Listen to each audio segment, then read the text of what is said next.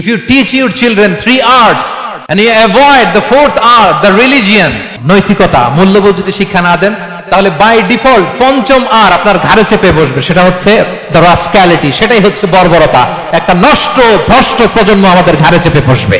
আসসালামু আলাইকুম ওয়া রাহমাতুল্লাহি তাআলা ওয়া বারাকাতুহু। নাহমাদুহু ওয়া নুসাল্লি আলা রাসূলিহিল কারীম, আম্মা বা'দু, ফাআউযু বিল্লাহি মিনাশ শাইতানির রাজীম। বিসমিল্লাহির রহমানির রহিম। فأقم وجهك للدين حنيفا فطرة الله التي فطر الناس عليها لا تبديل لخلق الله ذلك الدين القيم ولكن أكثر الناس لا يعلمون رب اشرح لي صدري ويسر لي أمري واحلل عقدة من لساني يفقه قولي। বাংলাদেশি মুসলিম কমিউনিটি মালয়েশিয়ার আয়োজনে উইসমা MCA এর গ্র্যান্ড বলরুমে আয়োজিত আজকে ইফতার প্রোগ্রাম 2024-এ আপনারা যারা উপস্থিত হয়েছেন আপনাদের সবাইকে জানাচ্ছি আন্তরিক শুভেচ্ছা এবং মোবারকবাদ। আহলান ওয়া সাহলান ওয়া মারহাবান বিকুম ফি হাযাল লিকা আত-তাইয়িব আল মুবারাক। আমরা শুরুতে আল্লাহ রাব্বুল ইজ্জা ওয়াল জালালের দরবারে শুকরিয়া জ্ঞাপন করছি যে আল্লাহ তাআলা আজকে আমাদেরকে পবিত্র মাহে রমাদানে ইফতারের পূর্ব মুহূর্তে উইসমা MCA এর গ্র্যান্ড বলরুমে কিছু দিনী কথা শুনবার জন্য একত্রিত করেছেন। আমরা পড়ে নিচ্ছি কালিমাতে শুকর, আলহামদুলিল্লাহ। আল্লাহ রাব্বুল ইজ্জা ওয়াল জালালের দরবারে শুকরিয়ার পাশাপাশি আমি আজকের এই প্রোগ্রামের অর্গানাইজিং কমিটিকে অন্তরের অন্তঃস্থল থেকে শুকরিয়া জানাতে চাই এরকম চমৎকার একটি প্রোগ্রামের আয়োজন করবার জন্য। পাশাপাশি মালয়েশিয়ার বিভিন্ন ব্যবসায়ী ভাইয়েরা, কর্মজীবী ভাইয়েরা, স্টুডেন্ট, কিছু বোনেরাও এসেছে আমি দেখতে পাচ্ছি, কচিকাচা সোনা মনিরা যারা এসেছে, প্রেস, মিডিয়া, সাংবাদিক, ভলান্টিয়ার্স, আমি সবাইকে পবিত্র রমাদানুল মুবারকের শুভেচ্ছা জানাচ্ছি। রমাদান কারীম, রমাদান মুবারক। তাকাব্বালাল্লাহু মিন্না ওয়া মিনকুম আজমাইন। সম্মানিত ভাইয়েরা, আপনারা সবাই কেমন আছেন? আমি ভালো আছি, জি আলহামদুলিল্লাহ, মাশাআল্লাহ, তাবারাকাল্লাহ। অনেকদিন পরে আপনাদের সাথে আবার দেখা হয়ে গেল, আল্লাহ শুকরিয়া। এবং বছর ঘুরেই আবার রমাদান চলে আসলো, 1445-এর এই হিজরির রমাদান। গত বছর যে রমাদান আমরা কাটালাম, আবার এই রমাদান পেলাম। আমাদের কি মনে হয় যে 1 বছর চলে গিয়েছে? হ্যাঁ, মনে হয় যে কয়েক মাসের ব্যবধান, ঠিক কিনা? আল্লাহ শুকরিয়া যে আমরা আবারও রমাদান পেয়েছি। আজকে যে টপিকটা আমি চুজ করেছি আলোচনা করবার জন্য, টপিকটার নাম হচ্ছে ফিতরাতুল্লাহ বা আল্লাহর ফিতরাত, আল্লাহর দেয়া আমাদের জন্য ফিতরাত। ফিতরাত শব্দটা আজকে প্রথম শুনলেন এরকম কেউ আছেন নাকি এখানে, নাকি আগেও শুনছেন? ফিতরাত বা ফিতরাতুল্লাহ শব্দটা কি শুনেছেন আপনারা? অনেকেই শুনেছেন। ফিতরাত মানে হচ্ছে the innate nature of human being, মানুষের যে ইননেট নেচার, যেই নেচার, যেই স্বভাব দিয়ে আল্লাহ তাআলা মানুষকে তৈরি করেছেন, এটাকে বলে ফিতরাত।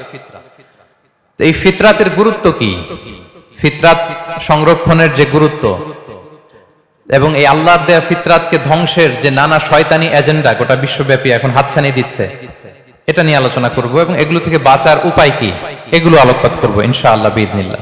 সম্মানিত সুধী, আমি শুরুতে সূরাতুর রুমের 30 নম্বর আয়াত তেলাওয়াত করেছি, যেখানে আল্লাহ তাআলা ইরশাদ করছেন, ফাআকিম ওয়াজহাকা লিদ-দীনি হানিফা ফিতরাতাল্লাহিল্লাতী ফাতারান নাসা আলাইহা লা তাবদীলা লিখালকিল্লাহ যালিকা আদ-দীনুল কাইয়্যিম ওয়ালাকিন্না আকসারান নাসি লা ইয়ালামুন। আল্লাহ তাআলা ইরশাদ করছেন, ফাআকিম ওয়াজহাকা লিদ-দীনি হানিফা, তুমি একনিষ্ঠ হয়ে নিজেকে দ্বীনের উপর প্রতিষ্ঠিত করো। ফিতরাতাল্লাহিল্লাতী ফাতারান নাসা আলাইহা, আল্লাহর ফিতরাত বা আল্লাহর প্রকৃতিকে অনুসরণ করো, যেই প্রকৃতির উপর আল্লাহ মানুষ সৃষ্টি করেছেন। লা তাবদীলা লিখালকিল্লাহ, জেনে রেখো আল্লাহর সৃষ্টি কাঠামোর মধ্যে কোনো পরিবর্তন, কোনো পরিবর্ধন, কোনো বিকৃতি নেই। যালিকা আদ-দীনুল কাইয়্যিম, এটাই সুপ্রতিষ্ঠিত দিন। ওয়ালাকিন্না আকসারান নাসি লা ইয়ালামুন, কিন্তু অনেক মানুষ এটা জানে না। এই হচ্ছে ফিতরাতুল্লাহ সংক্রান্ত সূরাতুর রুমের 30 নম্বর আয়াত। এবার আমি এটার ব্যাখ্যার দিকে যাচ্ছি। তো এই আয়াতে আল্লাহ তাআলা বললেন আমরা যেন আল্লাহর ফিতরাতের অনুসরণ করি, আল্লাহ যে প্রকৃতিতে মানুষ সৃষ্টি করেছেন এর অনুসরণ যেন করি, এবং আল্লাহর সৃষ্টির মধ্যে যেন কোনো বিকৃতি আমরা না করি, আকৃতির যেন কোনো বিকৃতি না করি, কোনো পরিবর্তন না করি, কোনো পরিবর্ধন না করি। অর্ডারটা কার? সবাই আওয়াজ করে বলবেন, আদেশটা কার? আল্লাহ বললেন ফিতরাতের অনুসরণ করো। এবং আমার সৃষ্টির মধ্যে কোনো পরিবর্তন করো না, পরিবর্ধন করো না, বিকৃতি করো না। এখন ফিতরাত মানে কি? হোয়াট ইজ ফিতরাত? What is the essence of ফিতরাত? সম্মানিত শুধু ফিতরাত মানে হচ্ছে ইসলাম। আওয়াজ করে বলুন, ফিতরাত মানে কি? ইসলাম। পৃথিবীর প্রতিটা মানুষ ফিতরাতের উপর জন্মায়, মানে ইসলামের উপর জন্মায়। কিসের উপর জন্মায়? সহিহ বুখারীর একটা হাদিস শোনায়, বিষ্ণু ইসা ইসলাম ইরশাদ করছেন, কুল্লু মাউলুদিন ইউলাদু আলাল ফিতরাহ ফাআবাওয়াহু ইউহাউবিদানি আও ইউনাসসিরানি আও ইউমাজ্জিসানি। পৃথিবীর প্রতিটি নবজাতক সন্তান ফিতরাত তথা ইসলামের উপর জন্মায়। পরবর্তীতে তাদের ওই সন্তানের বাবা মা তাকে হয় ইহুদি বানায়, নয় নাসারা বানায়, নয় অগ্নি উপাসক বানায়, কিন্তু সে জন্মগ্রহণ করেছে কিসের উপর? ফিতরাতের উপর, ইসলামের উপর। আজকের দিনে ভারতের কোন হিন্দু ফ্যামিলিতে যে ছেলেটা জন্মগ্রহণ করেছে সে মুসলিম হয়ে জন্মেছে, ঠিক কিনা? কথা বলেন, কি হয়ে জন্মেছে? আজকের দিনে কম্বোডিয়াতে কোন বৌদ্ধ ফ্যামিলিতে যেই নবজাতক সন্তানটা জন্মালো সে মুসলিম হয়ে জন্মেছে, ঠিক কিনা? আজকের দিনে যুক্তরাষ্ট্রে কোন খ্রিস্টান ফ্যামিলিতে যে নবজাতক সন্তানটা জন্মালো সে কি হয়ে জন্মালো? মুসলিম হয়ে জন্মায়। পরে বাবা মা তাকে খ্রিস্টান বানায়, বাবা মা তাকে বৌদ্ধ বানায়, বাবা মা তাকে নাস্তিক বানায়, বাবা মা তাকে হিন্দু বানায়, কিন্তু জন্মেছে কিসের উপর? ফিতরাতের উপর, অর্থাৎ ইসলামের উপর। তাহলে সম্মানিত শুধু বিষ্ণু ইসা ইসলামের এই হাদিস থেকে, সহিহ বুখারীর বর্ণনা থেকে আমরা বুঝলাম পৃথিবীর প্রতিটা মানুষ ইসলামের উপর জন্মগ্রহণ করে, মুসলিম হয়ে জন্মায়। পরবর্তীতে পরিবেশ, শয়তানের ওয়াসওয়াসা, মা বাবার ইনস্ট্রাকশন, এনভায়রনমেন্ট, সার্কামস্ট্যান্সেস, এগুলো তাকে অন্য ধর্মে ট্রান্সফার করে, কিন্তু basically he is a Muslim. Basically সে কি? একজন মুসলিম। তাহলে ফিতরাতের প্রথম অর্থ আমরা পেয়ে গেলাম। ফিতরাতের প্রথম অর্থ হচ্ছে ইসলাম। আওয়াজ করে বলতে হবে, ফিতরাতের প্রথম অর্থ কি? ইসলাম। সব সন্তান, নবজাতক সন্তান ইসলামের উপর জন্মায়। তো ফিতরাত অর্থ যে ইসলাম, এটা এমন ইসলাম যেটা মানুষের স্বভাবজাত ধর্ম, স্বভাবজাত বৈশিষ্ট্য, এবং ইসলামের সবকিছু প্রকৃতির সাথে পুরোপুরি সামঞ্জস্যশীল। আলহামদুলিল্লাহ। ইসলামের যত বিধান, যত আহকাম, যত রুলস এন্ড রুলিংস আছে, কোডিংস আছে, রেগুলেশনস আছে, সব এটা পরিবেশ সম্মত, এটা জীবন সম্মত, এটা রুচি সম্মত। ইসলামের কোন বিধান আপনার রুচির সাথে কন্ট্রাডিক্ট করবে না। সুবহানাল্লাহ পড়বেন না? কি চমৎকার ধর্ম আমরা পেয়েছি, আলহামদুলিল্লাহ। আমি অনেক ফিরিস্তি দিতে পারবো অন্যান্য ধর্মের, ওইদিকে আমি যেতে চাই না, কোন ধর্মকে আমি ছোট করতে চাই না। অন্যান্য অনেক ধর্মের অনেক বিধান আছে যেটা আমাদের আকলে ধরে না, আমার রুচির সাথে যায় না, এটা আমাদের স্বভাবজাত ক্যারেক্টারিস্টিক্স এর সাথে যায় না। কিন্তু ইসলামের এমন কোন বৈশিষ্ট্য কি আছে যেটা আমাদের রুচির সাথে মেলে না? এরকম আছে? একটাও নাই। সুবহানাল্লাহ। তো এজন্য যার ফিতরাত নষ্ট হয়নি সে স্বাভাবিকভাবেই ইসলামের প্রতি আকৃষ্ট হবে। আই রিপিট, যে তার ফিতরাকে প্রিজার্ভ রেখেছে সে বাই ডিফল্ট ইসলামের প্রতি আকৃষ্ট হবে, তার ভালো লাগবেই। এর কারণ এই যে আমরা পৃথিবীতে বসবাস করছি এটাকে বলে আলামুদ দুনিয়া, দুনিয়ার জীবন। এরপরে আমরা যাব মৃত্যুর পরে আলামু আল বারজাখ, বারজাখের জগৎ। এই পৃথিবীতে আসার আগে আমরা ছিলাম আলামুল আরওয়াহে, রুহের জগতে। রুহের জগতের কিছু আমরা মনে করতে পারি না, কিন্তু সেই জগতে আমরা ছিলাম। তো রুহের জগতের এরকম একটা বিশাল কনফারেন্স হয়েছিল। ওই কনফারেন্সের হল রুমে আমরা আল্লাহর কাছে একটা কমিটমেন্ট করেছিলাম, বিশাল কনফারেন্স হল। আল্লাহ তাআলা সাইয়েদনা আদম আলাইহিস সালামের পিঠের মধ্যে হাত বুলিয়ে দিলেন, আর সাইয়েদনা আদম আলাইহিস সালামের পিঠ থেকে অযুত লক্ষ নিযুত কোটি কোটি রূহ বের হয়ে নিচে পড়লো, আলোর মতো করে কোটি কোটি রূহ বের হয়ে পড়লো।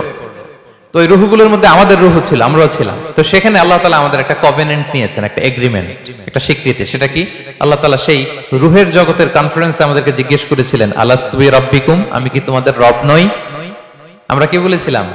ক্বালু বালা ওয়া শাহিদনা, অবশ্যই অবশ্যই আল্লাহ তাআলা আপনি আমাদের রব, এবং আমরা সাক্ষী দিলাম, এবং আমরা সাক্ষী দিলাম। তো ওই যে রুহের জগতে আমরা যে আল্লাহকে কভেনেন্ট দিয়েছি, ওয়াদা দিয়েছি, ওই ওয়াদার কারণে ইসলামকে দুনিয়াতে আসার পর আমাদের বড্ড চেনা চেনা লাগে, আপন আপন লাগে। সুবহানাল্লাহ পড়ে। অনেক বৌদ্ধ বড়ুয়া আমার কাছে এসে দেখা করছে যে হুজুর আমি আপনার ওয়াজ শুনি, ধর্ম কি? কথা বলেন। আর হিন্দু কি পরিমাণে যে মুসলিম হয়েছে এটা তো আর পাবলিকলি আমি অ্যানাউন্সও করি না। কি পরিমাণে হিন্দু ভাইরা যে আমাদের আলোচনা শুনে এসে শাহাদা পড়ে ফেলছে এটার কোনো হিসাব নাই দেশে বিদেশে। এর কারণ ইসলামকে তার বড্ড চেনা চেনা লাগে। ইসলামের বিধানগুলো তার বড্ড আপন লাগে। ওই যে রূহের জগতে আমরা ইসলামের সাথে পরিচিত হয়ে এসেছিলাম। আল্লাহু আকবার। কোটি কোটি রূহের সামনে আল্লাহ বলেছিলেন, আলাস্তু বিরাব্বিকুম, আমি কি তোমাদের রব নই? আমরা বলেছিলাম ক্বালু বালা, হ্যাঁ আপনি আমাদের রব। ওয়াশাহিদনা, আল্লাহ আমরা সাক্ষ্য দিলাম যে আপনি আমাদের রব। সেই রূহের জগতের এগ্রিমেন্টের কারণে এই দুনিয়াতে ইসলাম আমাদের চেনা চেনা লাগে। এজন্য আমাদের কাজ হচ্ছে খুবই কনস্ট্রাকটিভ ওয়েতে ইসলামের বিউটিকে নন মুসলিমদের কাছে তুলে ধরা। কিন্তু ওই সময় তো আমাদের নাই, আমাদের তো বাহাস করা লাগবে। কি করা লাগবে?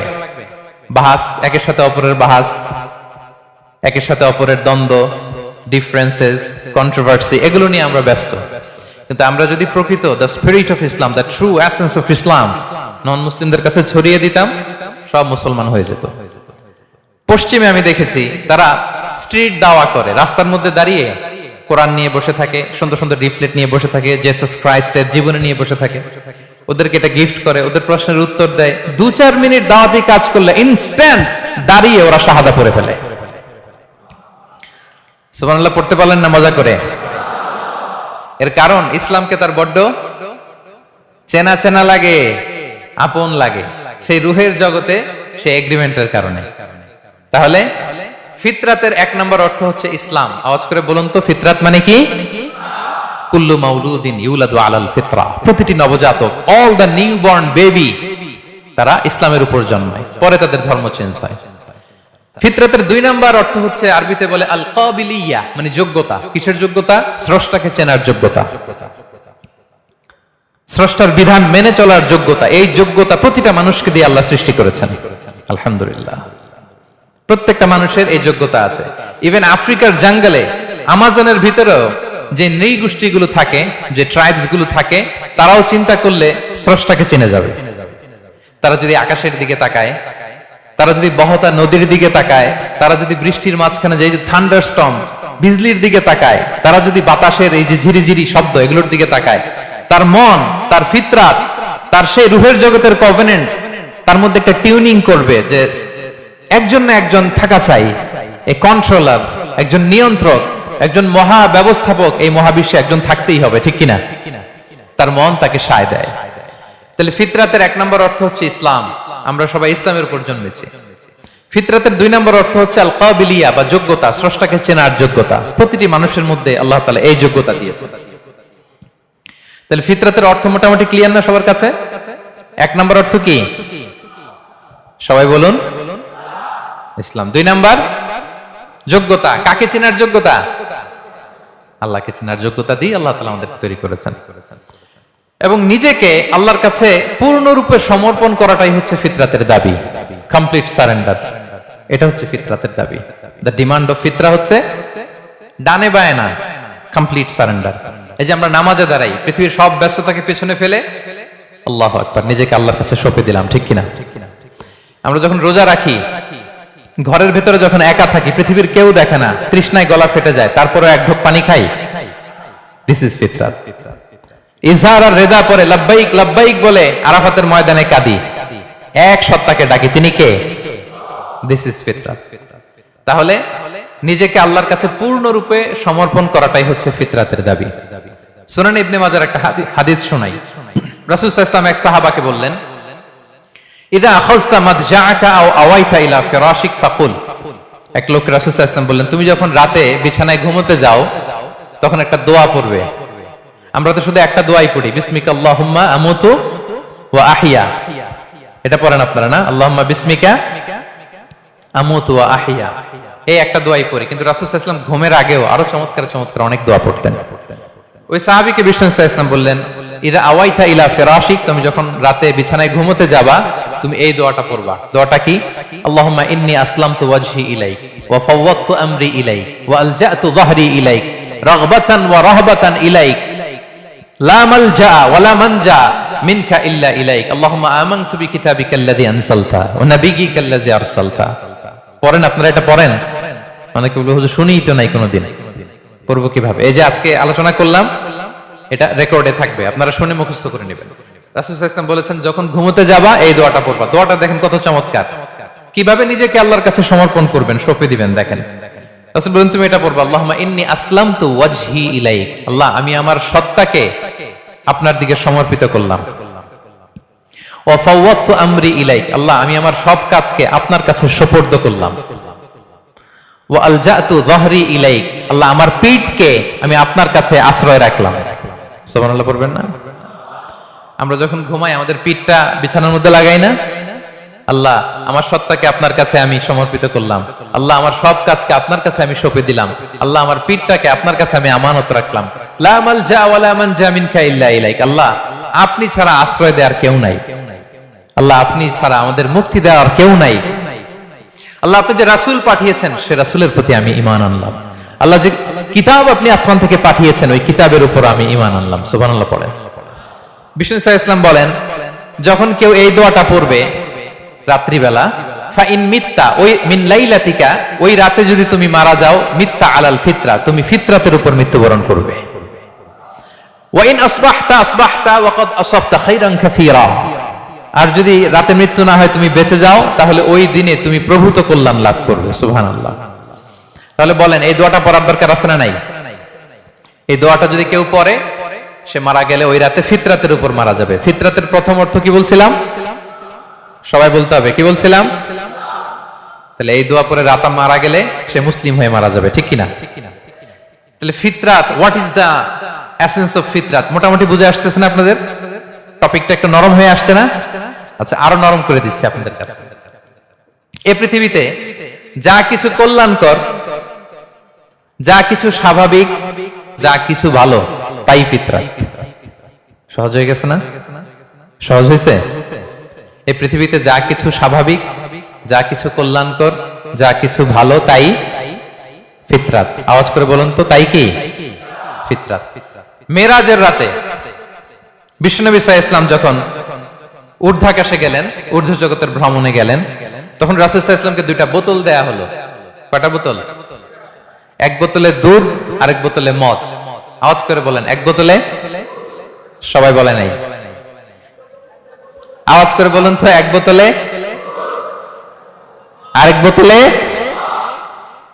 একসাথে বলুন, এক বোতলে, আরেক বোতলে, উতিতু বিইনাআইন। রাসূল সাল্লাল্লাহু আলাইহি ওয়াসাল্লাম বললেন আমাকে দুটো বোতল দেয়া হলো, ফি আহাদিহিমা লাবান, একটাই দুধ, ওয়া ফিল আখিরি খামর, আরেকটাই ওয়াইন মানে মদ। এটা দিয়ে জিবরাইল আমাকে বলল, ফাকিলা লি খুয আইয়াহুমা শিতা, নবী হে যেটা ভালো লাগে নেন। অপশন দিয়ে দিল, চুজ করেন কোনটা নেবেন, দুধ না মদ। রাসূল সাল্লাল্লাহু আলাইহি ওয়াসাল্লাম বলেন, ফা আখাযতু লাবানা ফাশারিবতু, আমি দুধের বোতল নিলাম এবং সেটা পান করলাম। ফাকালা হুদিতাল ফিতরা, আসছে ফিতরাত। এবার জিবরাইল আলাইহিস সালাম বললেন, you are guided to the ফিতরা, আপনি ফিতরাতটাই গ্রহণ করেছেন। আল্লাহু আকবার। আরেক বর্ণনায় এসেছে, আও আসাবতাল ফিতরা, you have taken the right path, you are on the track of ফিতরা। নবী হে আপনি ফিতরাটা গ্রহণ করেছেন, সঠিকটা নিয়েছেন।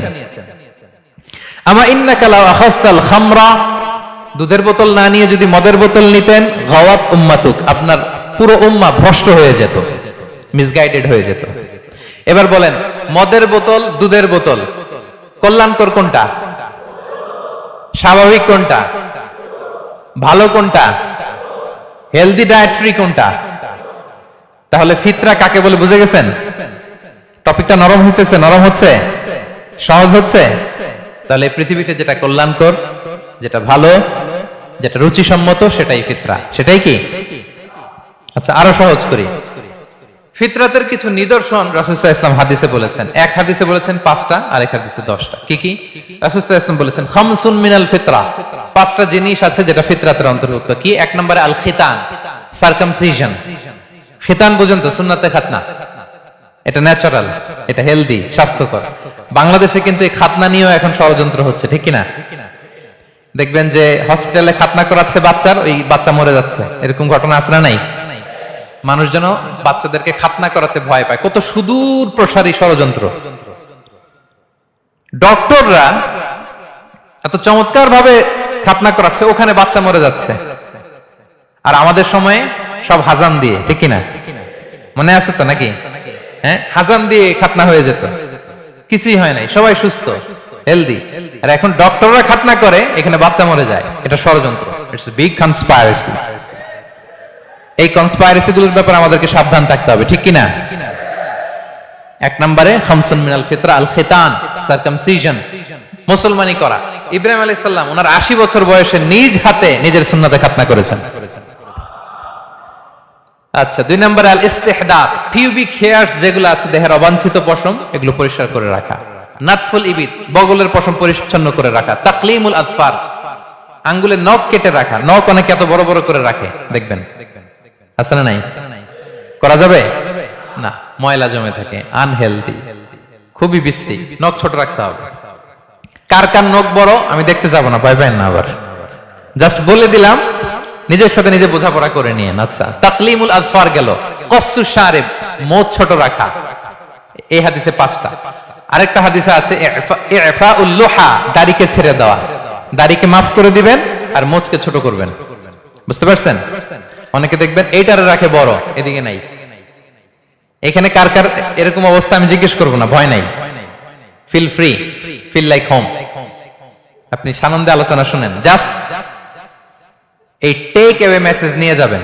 This message is a take away message for today.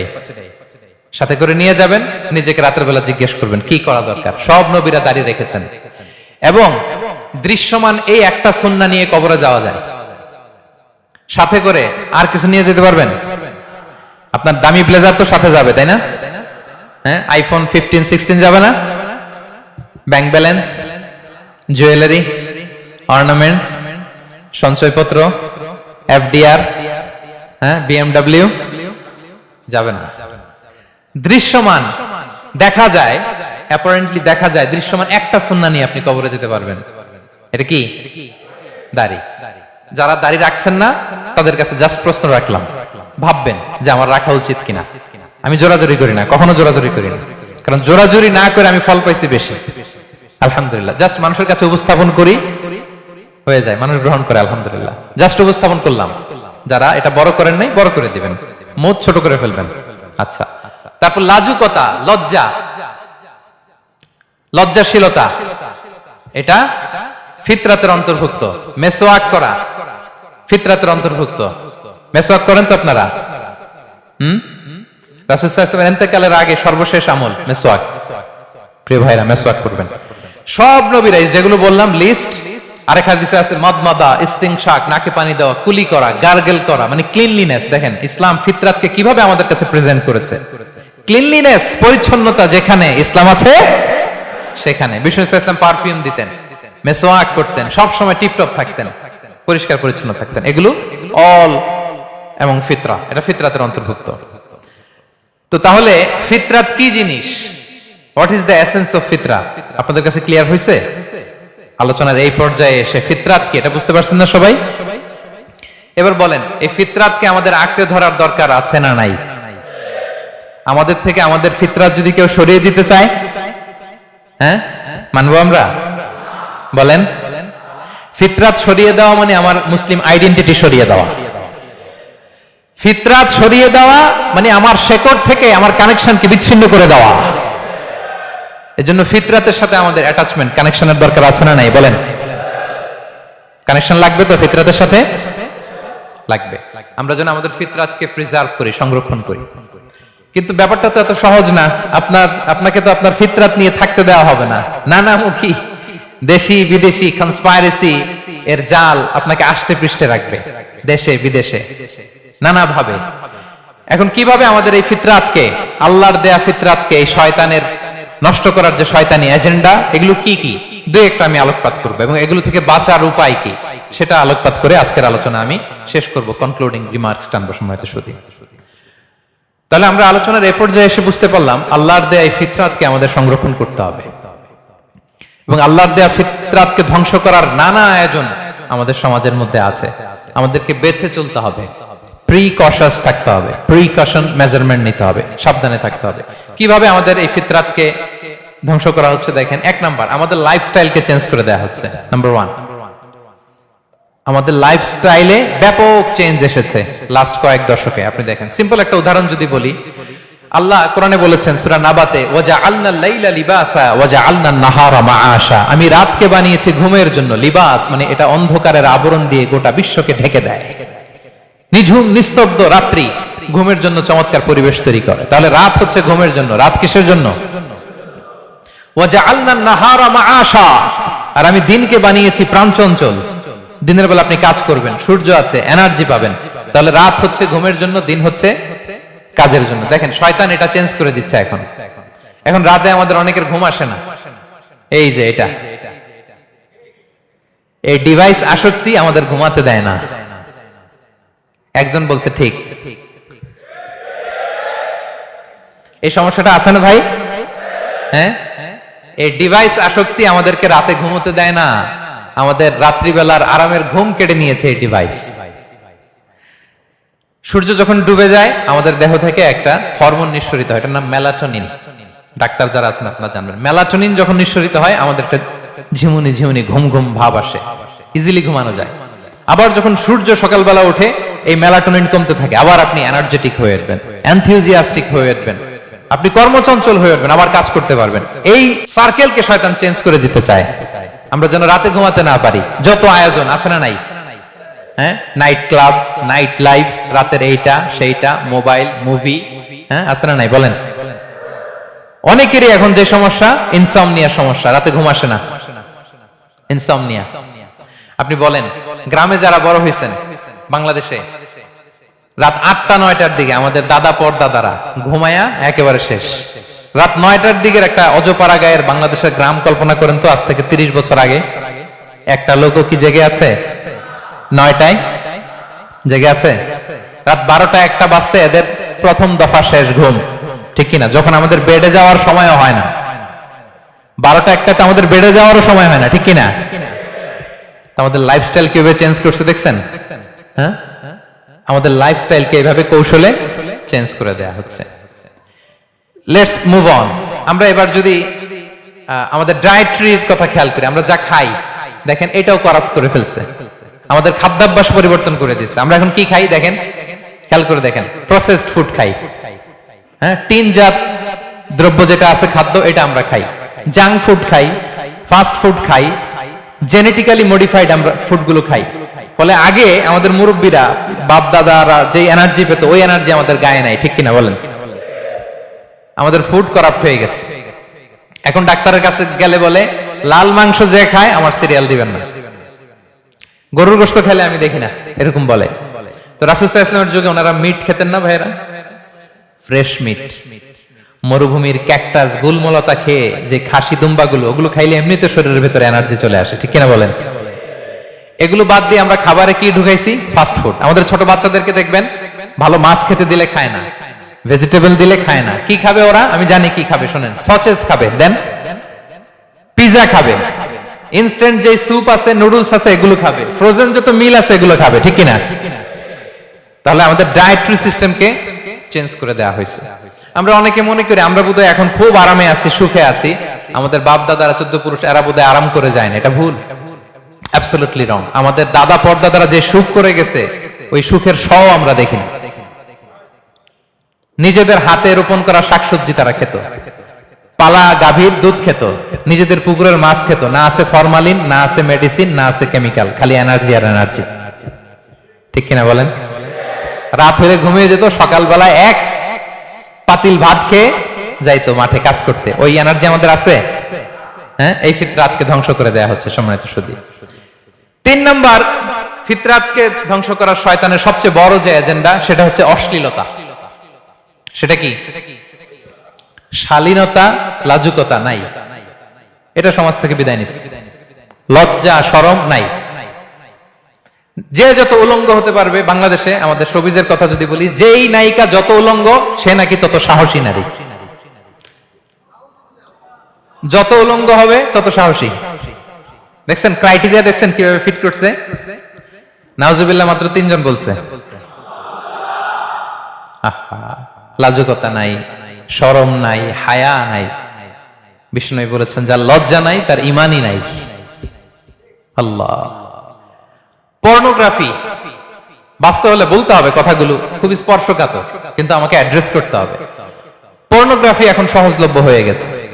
আগে এই জাতীয় জিনিসের অ্যাক্সেস যদি কোনো মানুষ নিতে চাইতো, সে নানা ভাবে অনেক চড়াই উতরাই পেরিয়ে অ্যাক্সেস নিত। এখন প্রত্যেকের এই যে পর্ন হাব হয়ে গেছে। এটা মিথ্যা বললাম?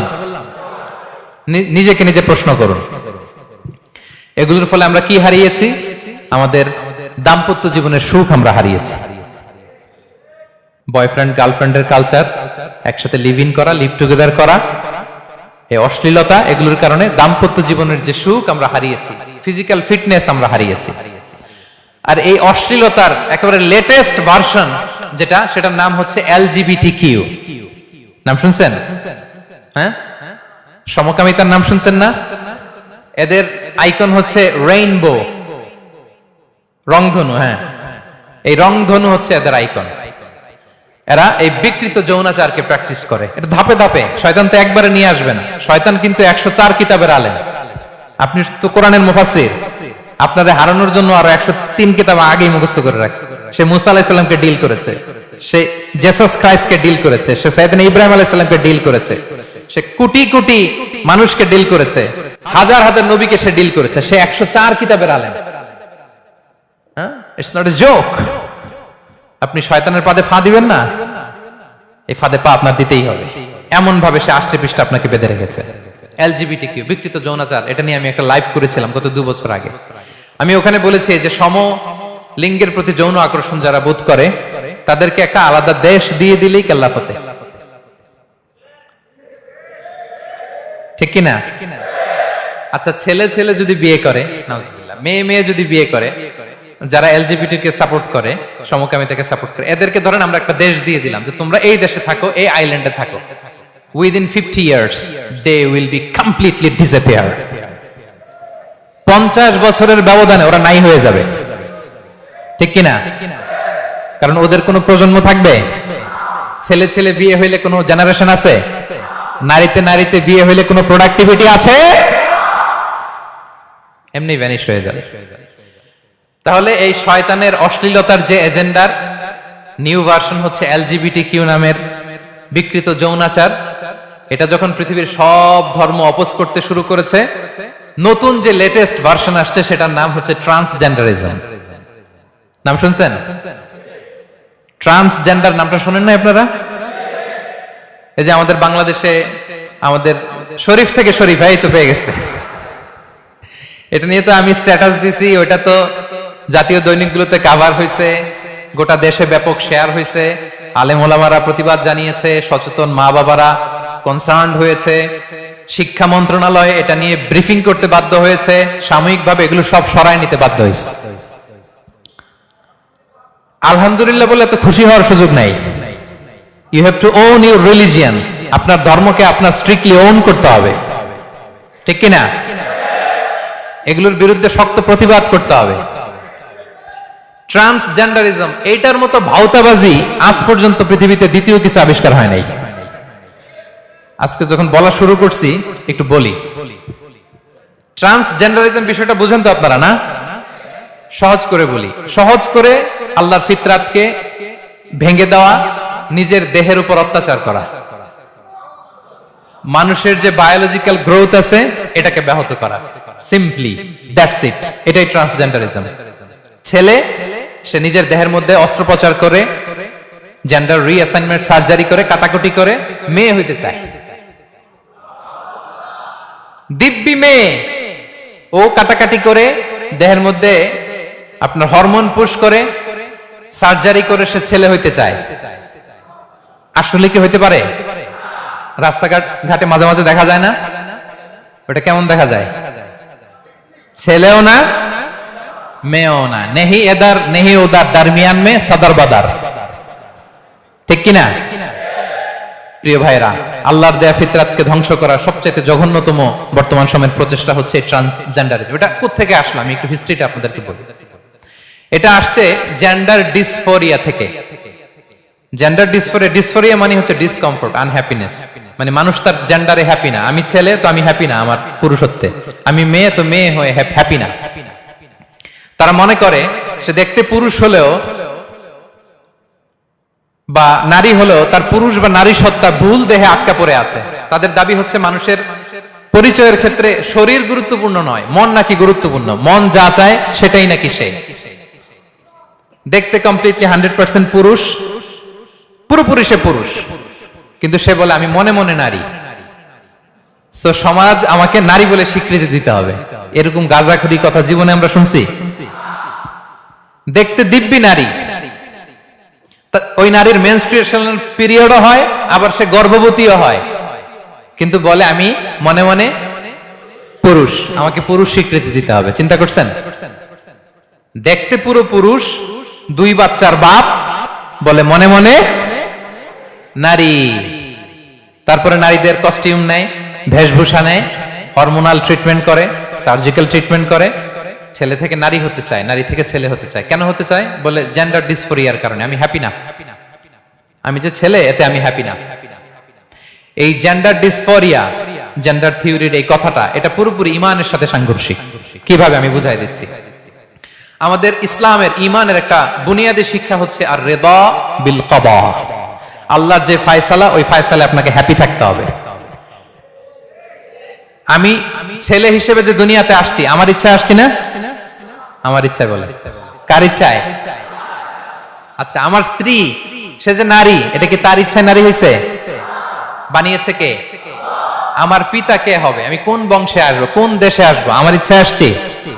এই ফয়সালাটা দিয়েছে কে? প্রিয় ভাইরা, আর রিদা বিল কদা, আল্লাহর ফয়সালাকে আপনার মেনে নিতে হবে, পরিপূর্ণভাবে মেনে নিতে হবে। আর রিদা বিল কদা, আল্লাহর যে ফয়সালা, এই ফয়সালা আপনাকে মেনে নিতেই হবে।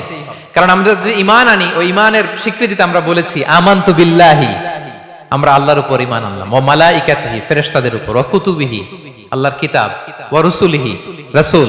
এরপরে কি বলি? ওয়া বিল কদরি খাইরিহি ওয়া শাররিহি মিনাল্লাহি তাআলা, ভাগ্যলিপির উপর আমরা ঈমান আনি। আর ভাগ্যটাকে ফিক্স করে দিয়েছে কে? বিষ্ণু ইসা ইসলাম যখন দোয়া করতেন, তিনি বলতেন মাদিন ফিয়া হুকমুক আদলুন ফিয়া কদাউক, আল্লাহ তুমি আমার ব্যাপারে যে ফয়সালা নিয়েছো, এটাই ইনসাফ, এটাই জাস্টিস, এর চেয়ে বড় জাস্টিস আর হতে পারে না। ঠিক কি না? আমাকে ছেলে বানিয়ে কি আল্লাহ আমার উপর বেইনসাফি করছে? আসতে বলেন কেন? বেইনসাফি করেছে? হ্যাঁ, যারা নারী, তাদেরকে নারী বানিয়ে কি আল্লাহ বেইনসাফি করেছে? আল্লাহ যেটা ফিক্স করেছেন সেটাই। হুয়াল্লাযী ইউসাউবিরুকুম ফিল আরহামি কাইফা ইয়াশা, মায়ের পেটে থাকতেই আমাদের চেহারা কেমন হবে, আমরা নারী হব না পুরুষ হব, এটা ফিক্স করে দিয়েছে কে? এজন্য জেন্ডার ইস্যুটা এটা binary, either male or female. মনে মনে নারী, মনে মনে পুরুষ হওয়ার কোনো সম্ভাবনা, কোনো সুযোগ? মনে মনে তো অনেক কিছু হওয়া যায়। কি বলেন? আমার মনে যা চায় আমি তা ভাবতে পারি না? এটার কোনো ধরাবাধা নিয়ম আছে? আমি মনে মনে ভাবলাম আমি মালয়েশিয়ার প্রধানমন্ত্রী, তো কি হয়েছে? মনে মনে আমি ভাবলাম আমি সৌদি বাদশাহ, the king of Saudi Arabia, তো কি হয়েছে? মনে মনে আমি ইউনাইটেড স্টেটস অফ আমেরিকার প্রেসিডেন্ট, তো কি হয়েছে? এটার কোনো খাওয়া আছে? বাংলাদেশে আমরা যখন ছোট, একটা গান খুব বাস্তব, পাগল মন মন রে, মন কেন এত কথা বলে? মন অনেক কথাই বলবে, এটা শোনার সুযোগ আছে? কেন নাই? এর কারণ মানুষের মন বা কল্পনা এটা লাগামহীন একটা বিষয়, যেটাতে শয়তান নানান ফোন দিয়ে এটার উপর কন্ট্রোল করতে পারে।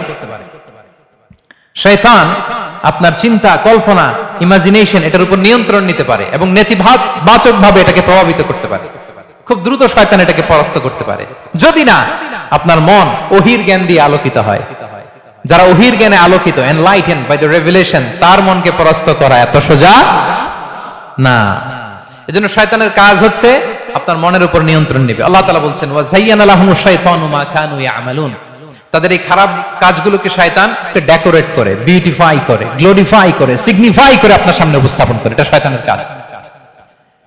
এবং এই আকৃতির বিকৃতি ঘটানো, এটা শয়তান আল্লাহকে চ্যালেঞ্জ দিয়েছিল।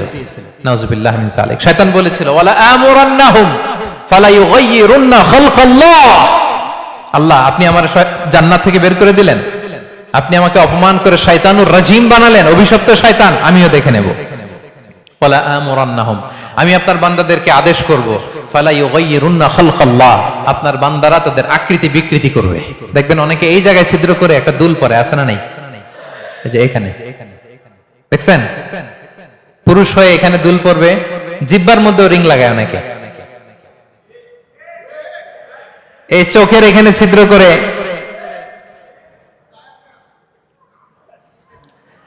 তো এরকম আছে না নাই? আছে, আপনি খেয়াল করলে দেখবেন, কারণ নাম বলার দরকার নেই, এরকম অনেকে আছে। শয়তান আল্লাহকে চ্যালেঞ্জ করে বলেছিল যে আকৃতির বিকৃতি আমি ঘটিয়ে ছাড়বো এই পৃথিবীর বুকে। সম্মানিত সুধী, এই যে জেন্ডার থিওরি, এটা হচ্ছে পুরোটাই একটা শয়তানি এজেন্ডা, একটা ভাউতাবাজি। জেন্ডার ইস্যুটা এটা কমপ্লিটলি বাইনারি, হয় নারী নয় পুরুষ। এবং আল্লাহ পৃথিবীতে সবকিছুকে জোড়ায় জোড়ায় সৃষ্টি করেছেন, হয় নারী নয় পুরুষ। আওয়াজ করে বলেন, হয় নয় পুরুষ। আল্লাহর সৃষ্টিকে চাইলেই বদলে ফেলা যায় না। তিনি মানুষকে জোড়ায় জোড়ায় সৃষ্টি করেছেন, এই জোড়াকে ভেঙে দেওয়ার ক্ষমতা গোটা বিশ্বের কারো নাই। সুস্পষ্ট ভাবে আল্লাহ তাআলা সূরা নিসায় বলেছেন, ইয়া আইয়ুহান নাস ইত্তাকু রাব্বাকুমুল্লাযী খালাকাকুম মিন নাফসিন ওয়াহিদা ওয়া খালাকা মিনহা যাওজাহা ওয়া বাসসা মিনহুমা রিজালান কাসীরান ওয়া নিসা। আদম আলাইহিস সালামকে বানালেন, সেখান থেকে হাওয়াকে বানালেন। আদম হাওয়া থেকে পৃথিবীর লক্ষ লক্ষ নারী পুরুষকে তিনি বানিয়েছেন, ঠিক কি না?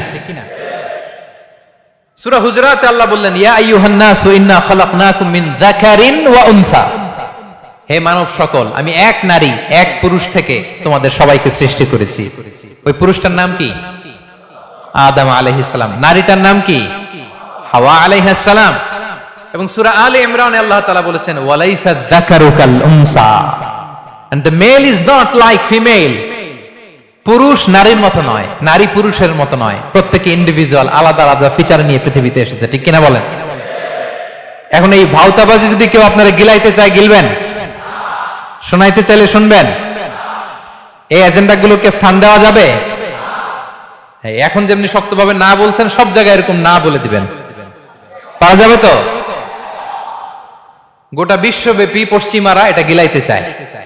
উগান্ডা কিছুদিন আগে LGBTQ নিজেদের দেশে নিষিদ্ধ করে দিছে, মৃত্যুদণ্ড তারা জারি করছে যারা এটা করবে, প্রমাণিত হবে। এটার সাথে সাথে যুক্তরাষ্ট্র তাদের ফান্ডিং বাতিল করে দিয়েছে IMF এর মাধ্যমে, সব বাতিল। আমাদের সবচাইতে দামি অ্যাসেট হচ্ছে ঈমান। আমাদের সবচাইতে দামি অ্যাসেট কি? ঈমান। তাহলে আমরা বুঝলাম, সুস্থ কোন পুরুষ হরমোন চেঞ্জ করে, কাটাকাটি করে, সার্জারি করে নারী হতে পারবে? সুস্থ নারী কাটাকাটি করে, হরমোন চেঞ্জ করে পুরুষ হতে পারবে? পারবে না। এখানে অনেকে হিজরা, ইন্টারসেক্স যারা হার্মোফ্রোডাইট, তাদের সাথে ব্যাপারটাকে মিলিয়ে ফেলে। না, হিজরা ইজ এ ডিফারেন্ট ইস্যু। ইংরেজিতে বলে ইন্টারসেক্স, হিজরা। এরা জন্মগত ত্রুটি নিয়ে পৃথিবীতে জন্মায়, জেনেটিক ডিফর্মিটি নিয়ে জন্মায়। ইংরেজিতে বলে DSD, disorder of sex development. লাখখানিক মানুষের মধ্যে দুই একজন হিজরা থাকবে, কিন্তু সুস্থ দিব্যি পুরুষ নারী হতে পারবে? সুস্থ দিব্যি নারী পুরুষ হতে পারবে? তাহলে হিজরার ইস্যুটা আলাদা। এদের ক্রোমোজোমের মধ্যে একটু ঝামেলা থাকে, ফলে তারা চিকিৎসা নিতে পারবে। রাসূল সাল্লাল্লাহু আলাইহি ওয়াসাল্লামের যুগেও হিজরা ছিল। তবে কোন হিজরা যদি বলে এটা আমার জন্য পরীক্ষা, আমি এটার মধ্যেই থাকবো, এতেও সে সওয়াব পাবে, কিন্তু সে ট্রান্সফার হতে পারবে, শিফট হতে পারবে। তাহলে এই ট্রান্সজেন্ডারিজমের ভাওতাবাজি কি ক্লিয়ার? হ্যাঁ, এটা মানসিক রোগ। যার মনের মধ্যে সমস্যা, সে চিকিৎসা নেবে। আমাদের যদি রোগ হয়, আমরা কি রোগকে প্রমোট করতে বলি না চিকিৎসা নেই? তাহলে যারা বলে আমি মনে মনে পুরুষ, এটা তার মনের রোগ, এটা কি আমরা প্রমোট করব না তাকে চিকিৎসা দিব? তার মানে তাদেরকে কাউন্সিলিং করতে হবে, ঠিক কিনা? এদেরকে বুঝাবেন, কাউন্সিলিং করবেন, এদের হেদায়েতের জন্য দোয়া করবেন। ইসলাম এ ব্যাপারে স্পষ্ট হুঁশিয়ারি দিয়েছে। কি হুঁশিয়ারি? দেখেন, রাসূল সাল্লাল্লাহু আলাইহি ওয়াসাল্লাম বলেন, সহিহ বুখারীর বর্ণনা, লাআনা রাসূলুল্লাহ সাল্লাল্লাহু আলাইহি ওয়াসাল্লাম আল মুতাশাব্বিহিনা মিনার রিজালি বিন নিসা ওয়াল মুতাশাব্বিহাতি মিনান নিসাই বির রিজাল। রাসূল সাল্লাল্লাহু আলাইহি ওয়াসাল্লাম ওই পুরুষের উপর লানত করেছেন যেই পুরুষ নারী সাজতে চায়। রাসূল সাল্লাল্লাহু আলাইহি ওয়াসাল্লাম ওই নারীকে লানত করেছেন যেই নারী পুরুষ সাজতে চায়। এদের উপর আল্লাহ রাসূলের লানত। স্পষ্ট হুঁশিয়ারি ইসলামের, ক্লিয়ার কাট। এবং যারা এই অশ্লীলতাকে সমাজে ছড়াতে চায়, তাদের ব্যাপারে কোরআন কি বলে শুনুন। সূরা নূরে আল্লাহ তাআলা বলছেন, ইন্নাল্লাযীনা ইউহিব্বুনা আন তাশিআল ফাহিশাতু ফিল্লাযীনা আমানু লাহুম আযাবুন আলীমুন ফিদ দুনিয়া ওয়াল আখিরাহ। এই অশ্লীলতাকে যারা বিশ্বাসীদের মধ্যে ছড়াতে চায়, তাদের জন্য দুনিয়া এবং আখিরাতে কঠিন মর্মন্তুদ শাস্তি প্রস্তুত রেখেছে কে? তাহলে এগুলোর সাথে আমাদের কোনো সম্পর্ক আছে? সম্পর্ক আছে? তাহলে আজকের প্রোগ্রাম থেকে আমরা ট্রান্সজেন্ডারিজমকে না বলে দিলাম। আওয়াজ করে সবাই বলেন নো। এই আপনাদের গলার আওয়াজ। রোজার কারণে ক্লান্ত হয়ে গেছেন? তাহলে LGBTQ এবং ট্রান্সজেন্ডারিজমকে উইসমা এমসি এর বলরুম থেকে আজকে আমরা কি বলে দিলাম? নো বলে দিস। এখন এই যে চলতেছে, এটার কনসিকুয়েন্স কি, ফলাফল কি? এক নাম্বার, এভাবে যদি চলতে থাকে, আমরা যদি আমাদের ভয়েস রেজ না করি, তাহলে সমাজে এই বিকৃত যৌনতার প্রসারে ছেয়ে যাবে, যৌন নৈরাজ্য বিস্তারে এটা ভূমিকা রাখবে। Number one consequence. আমরা কি এটা চাই? আচ্ছা, আপনার মেয়ে কদিন পরে বললো আমি ছেলে, আমি হরমোন চেঞ্জ করব, এরপরে আমি কাটাকাটি করব দেহের উপরে, আমার জেনিটালিয়া যেগুলো আমি কেটে কেটে ফেলে দিব, আপনি মেনে নেবেন? আপনার ছেলে যদি আইসা এ আবদার করে, আপনি মেনে নেবেন? কখনোই আমরা মেনে নেব না, ঠিক কিনা? তাহলে এই হচ্ছে এক নাম্বার কনসিকুয়েন্স। দুই নাম্বার কনসিকুয়েন্স কি? দুই নাম্বার কনসিকুয়েন্স হচ্ছে এটা কৌশলে LGBTQ কে লেজিটিমেট করতে চায় তারা, এটার পায় তারা করতেছে, অর্থাৎ সমযৌনতার বাজারকে তারা রমরমা করতে চায়। কথা বুঝতেছেন? কারণ যখন তারা LGBTQ নিয়ে আসলো, সমযৌনতার কথা নিয়ে আসলো, এটাকে সবাই ঘৃণা করে। সমকামিতাকে সব ধর্ম ঘৃণা করে না? সব দেশের লোকেরা ঘৃণা করে না? ছেলে ছেলে বিয়ে করবে, আপনার এটা শুনতে ভালো লাগে? আসতে বলেন কেন, ভালো লাগে? মেয়ে মেয়ে বিয়ে করবে, আপনার ভালো লাগে শুনতে? তো সবাই যখন এটারে ঘৃণা করে, এটা যখন সমাজে চলে না, এখন অধিকারের নামে তারা ট্রান্সজেন্ডারিজম নিয়ে আসছে। কিভাবে নিয়ে আসলো দেখেন, আসলে ছেলে, আসলে কি ছেলে, এখন বলে আমি মনে মনে মেয়ে, আমার স্বীকৃতি দাও, আমি নারী, আমি ট্রান্স নারী। তো তার স্বীকৃতি দেওয়া হলো, ঠিক আছে তুমি নারী। এখন সে যখন নারী স্বীকৃতি পেয়ে গেল, একজন নারী বিয়ে করবে কাকে? একজন পুরুষকে।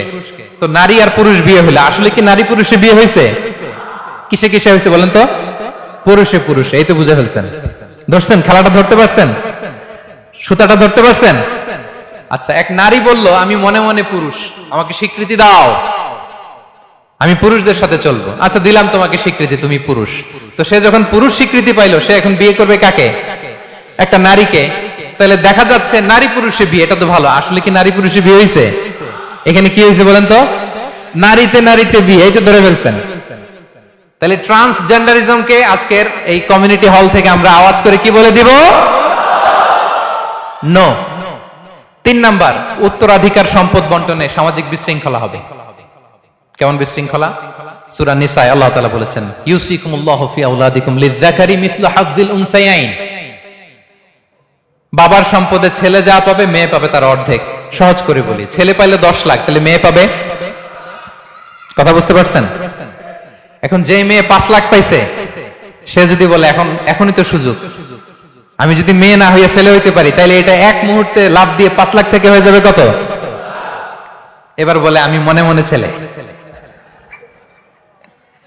আচ্ছা, 5 লাখ 10 লাখ তো আমাদের এটা সহনীয়।